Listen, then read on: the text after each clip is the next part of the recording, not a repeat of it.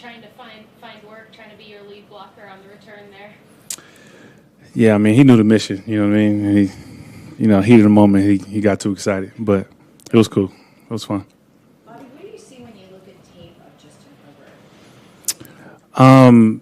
I feel like there's been a lot of growth since last year to this year. I think there's been a lot of phases throughout the season, but of late, he's been playing really, really well. He's a guy that can make pretty much every throw. You have to, there's not too many quarterbacks that can roll out to the right and then throw across their body across the field, accurate and 60-plus yards down the field. And so, it's a guy that they trust, a guy to have respect for, and it's going to be fun playing against him. What's the challenge with him? He's gonna get the ball. I think the biggest thing is he's really good in the run game. I think he's a lot more powerful than people give him credit for. But they get him out in the backfield, and he's on all type of routes, and he's somebody you have to be conscious of. They find different ways to get him to rock, especially in the red zone. And so I think that's him. They're going to find a way to get him touches.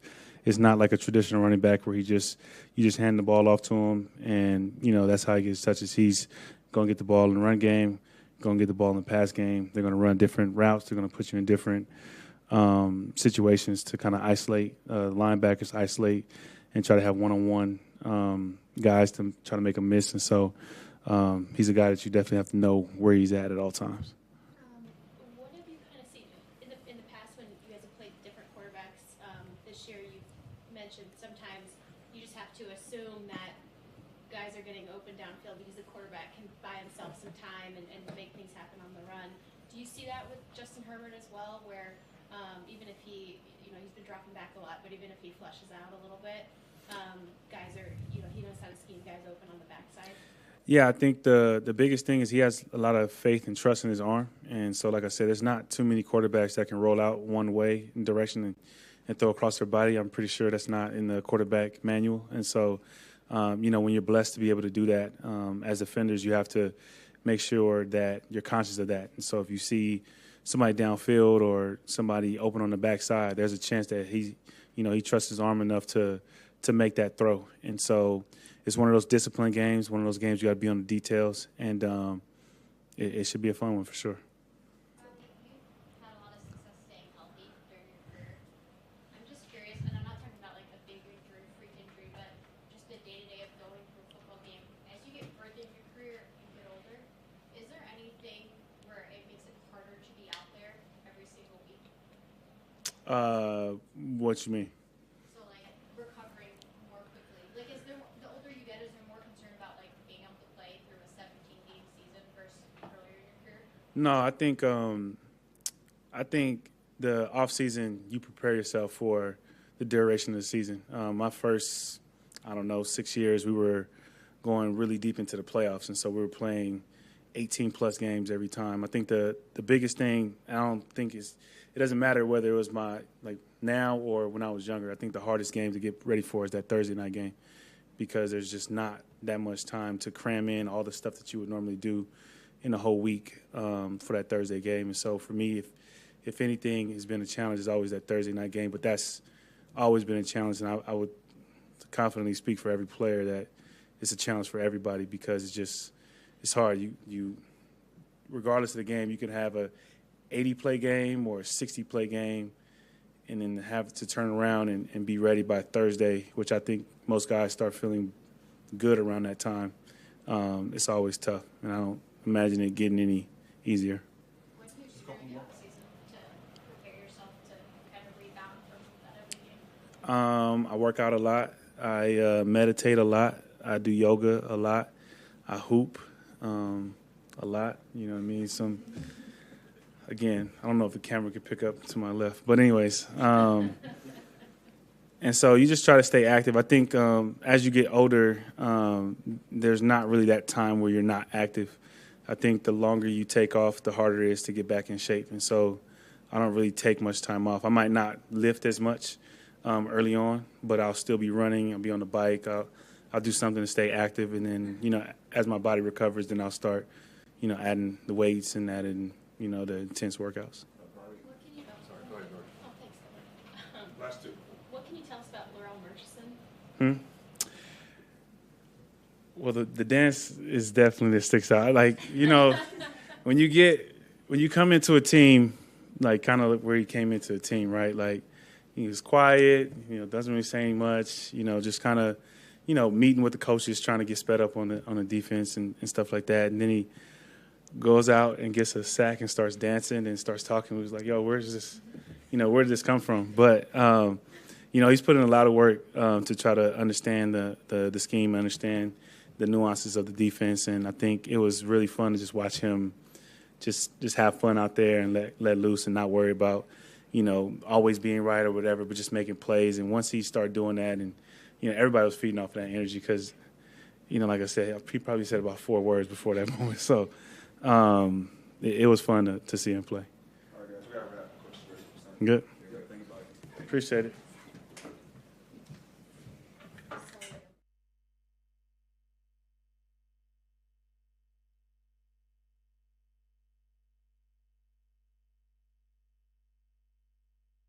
Hey there. Okay, injury-wise, Brian Allen did not participate. Marquise Copeland was limited. Aaron Donald did not participate. Tyler Higbee did not participate. Tyan Secchi did not participate. He was sick. Ben Skoranek did not participate with his calf. John Wofford didn't participate with his neck. And Traven Howard was limited. What's going on with Tyler? Just giving him a veteran rest day. Yeah. And then do you expect Ty to be back?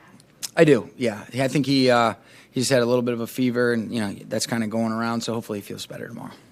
Sean, how, if at all, did the year you spent coaching with Brandon influence you? I mean, what, if anything, did you learn from him? Well, that's a good question. I think, number one, he was instrumental in bringing the system kind of that's foundationally derived from his defensive background. And, obviously there's a lot made of his history with Vic Fangio, but he definitely put his own spin on it. I think what you got a chance to do is work with a great coach, a great football mind.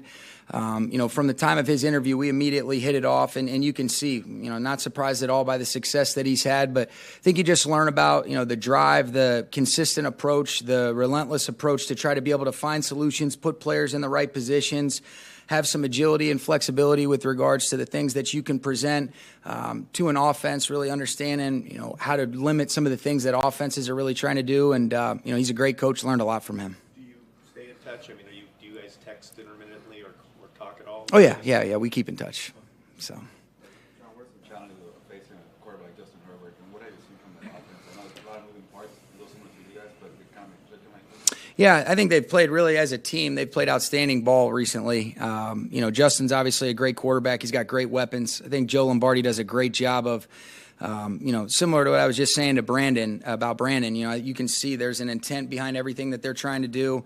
Obviously Eckler, Mike Williams, Keenan Allen, Gerald has done a great job for them this year, and then Justin makes it all go. And so now that they've got their full cast of characters out there, they're a real problem to deal with. They can beat you in a lot of different ways. And so I've seen a quarterback that is doing things that he's in rarefied air in terms of early on in his career. And he seems like he's got a great way about himself too, which is why his teammates, seem like they love him, and does a great job, in a lot of different things.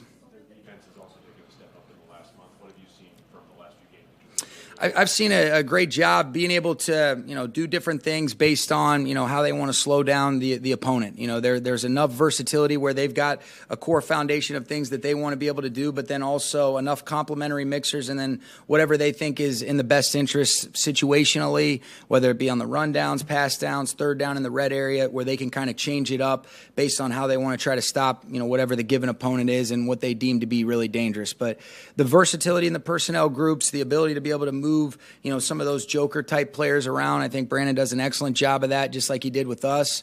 And then, you can see some similar principles, but then also, the evolution that he's had over the last couple years to fit it, to what they're doing with the Chargers. You can sort of see too in how they played the last month.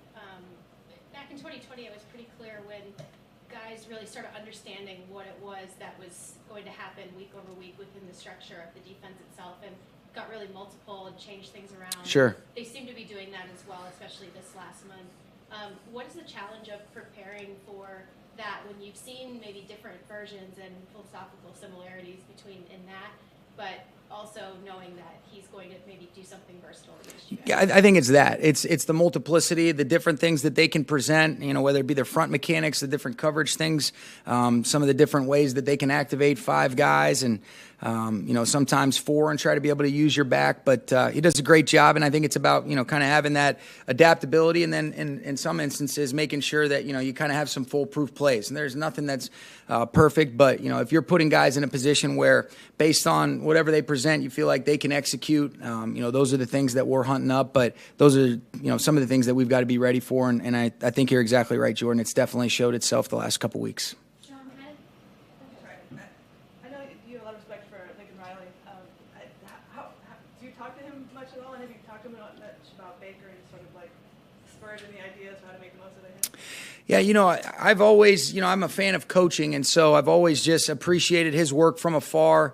We got a chance to connect last offseason, and we had each other's numbers where we've texted a little bit. That was one of the first texts when we ended up getting Baker, that he was excited that he would be out here. Lincoln was actually at the game the other day, and so I got a chance to talk to him in the locker room afterwards. But tremendous coach. I think what you can really see that you can appreciate is the relationships that he builds with those guys and then how he maintains it even after they're done playing with him. You could see even in watching the Heisman, how connected he is with Caleb Williams. But when you talk to Baker about, his relationship, not only with Lincoln's wife, but the 2 little girls and how grown up they are, you can't fake that. And I think, when you accompany that with, hey, we've got a relationship, really care about you, and then I can also help you become a better football player, you're checking some really important boxes as a coach, and certainly he's done that.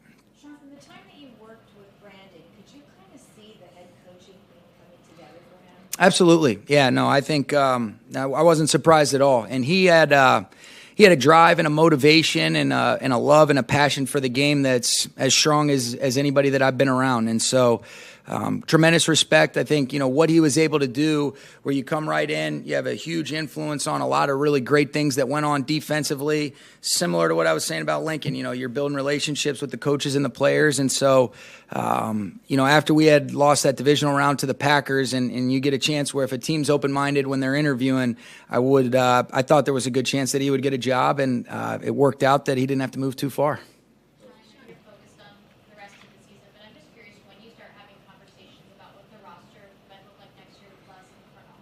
Yeah, that'll be the one of the first things that you do. You kind of get the exit physicals, and then you start looking towards the future, and a lot of things that go into that. But that's after the season. Like Les, when you're talking about how you want to prioritize spending on the roster. Like for instance, you guys recently haven't spent a lot of money at the back of the quarterback position. Just curious what those conversations are like when you think about what about like maybe allocating the money. I think it depends on, all right, well, what is the, what type of money do we have to allocate? How do we want to do that? And you always start with your own roster, right? Re-signing your own guys that are free agents.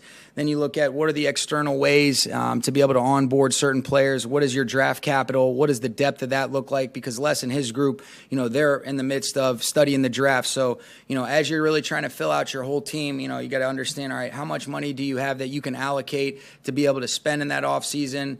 What does that look like in regards to re-signing your own, and then the different ways that you can onboard, whether that be through free agency, through the draft, or through trades? Years ago, when USC won a game with pushing someone across the, that was a big deal. But that seems to have evolved into an offensive strategy for some teams. Sure. I'm just curious what your view on the evolution of that is, and if you guys actually practice that as well. We've had variations of a QB sneak that's in alignment with that. You obviously see Philly has had an incredible amount of success, and then they've had a couple complementary mixers off of that where everybody squeezes down, and you see they get the ball out on the perimeter. But even when people know they're doing it against Chicago a couple weeks ago, it really didn't matter because of the strength and the push that they can get, from the interior parts of their line, and really, it even affects the tackles. And then obviously Jalen is so strong at the quarterback position, but it's one of those ways. If you're trying to get a yard, it seems like a pretty efficient way to be able to do it, and maybe you'll see that this week if we get into those short yardage situations. Last one.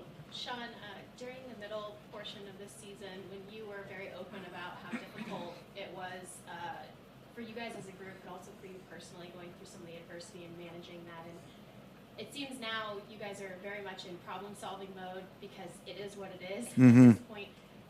Have you kind of felt, or reinvigorated a little bit through the end of the season?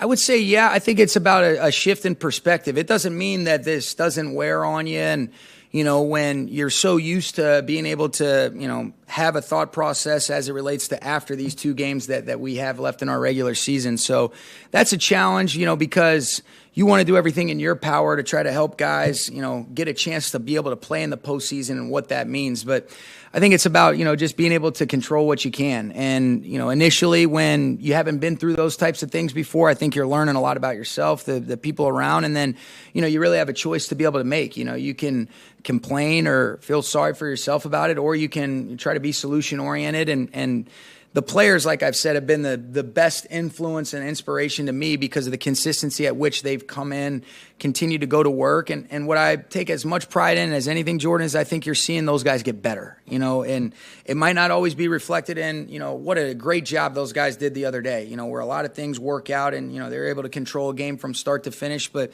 even when I mentioned going back to Seattle, or like we've talked about some of the red zone sudden change stops that our defense had against Kansas City, there's been a lot of things that have inspired me in what has been, no question about it, the most challenging year that I've had, since I've been in LA. Okay, thanks, guys.